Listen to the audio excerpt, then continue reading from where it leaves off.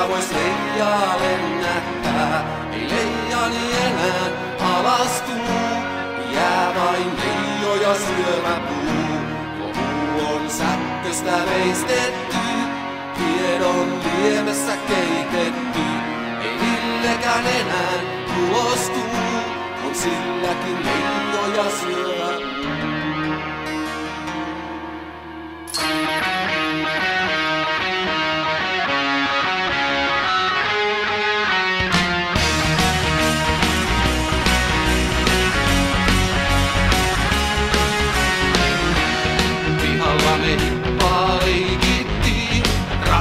Leipiä heiteltiin, tyttöjä vietiin kellariin, niitä salaa siellä me pussailtiin. Oi naapuri myrmeli,